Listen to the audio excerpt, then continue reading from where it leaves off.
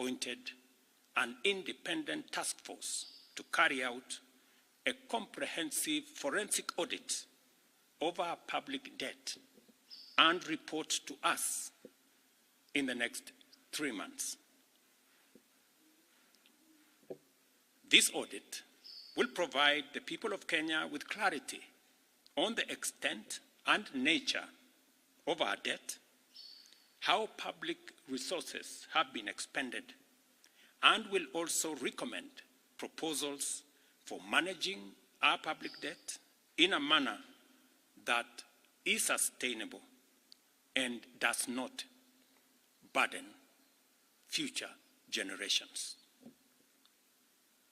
The consequence of withdrawing the finance bill is the reduction of our revenue targets by 346 billion. Over the last few days, our Treasury team has been assessing the adverse impact of either reducing the budget by 346 billion in full or borrowing the 346 billion in full. And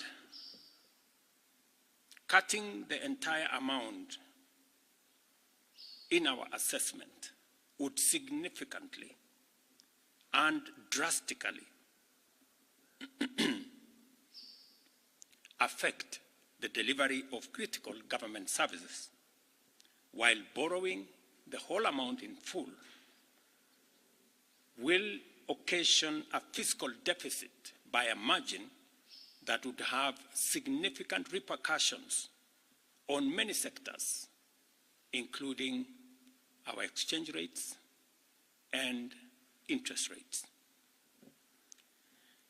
We have since, after extensive consultations, struck a middle ground, and we will be proposing to the National Assembly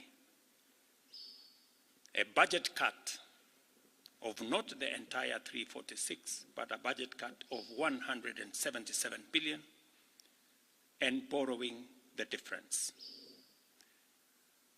Whatever we are going to borrow, the difference will increase our fiscal deficit from what I intended to be 3.3% of our GDP. It will now go up to 4.6% of GDP, still lower than last year, and will be used to fund some of our critical government services. We will use the money that we will borrow to protect funding for some of the critical areas that the people of Kenya have asked me to protect. They include hiring of junior secondary school teachers and medical interns, funding the milk stabilization program for our dairy farmers, reviving our stalled road projects that are in many parts of Kenya, retaining the fertilizer subsidy program that has helped us manage our cost of living, settling the debt owed to farmers in our coffee sector, capitalizing the Coffee Cherry Fund to support our farmers in that sector, enabling public-owned sugar mills to pay outstanding debts to sugarcane farmers for their deliveries, additional funding for higher education, new funding model that was in our plan will now receive additional funding, settling arrears owed to counties, settling arrears for NGCDF, and settling arrears for our pensions. Accordingly, in keeping with the enhanced austerity measures we have committed to implement and align government expenditures within the budgetary implications of the withdrawal of the Finance Bill 2024, the following actions shall be taken with immediate effect towards the realization of the new budget.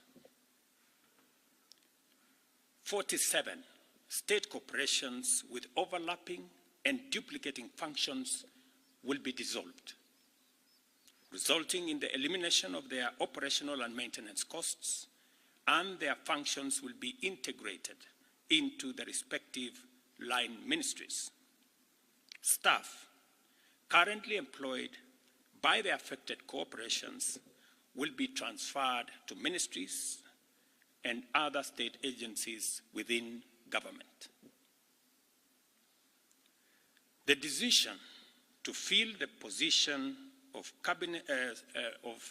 Chief Administrative Secretaries is hereby suspended. The number of advisors in government shall be reduced by 50% within the public service with immediate effect. Budget lines providing for the operations of the Office of the First Lady, the spouse of the Deputy President, and the Prime Cabinet Secretary will be removed. Similarly, the budget provisions for confidential budgets in various executive offices, including my own office, have been removed, and the budget for renovations across government reduced by 50%. Henceforth, public servants who attain the retirement age of 60 shall be required to immediately proceed on retirement with no extensions to their tenure of service whatsoever. The purchase of new motor vehicles by the government is suspended for 12 months, except for security agencies, while a new policy on transport for public officers will be developed.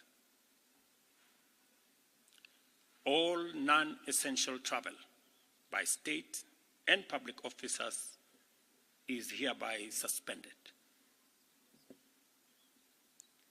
No state officer or public servant shall participate in public contributions or harambees going forward.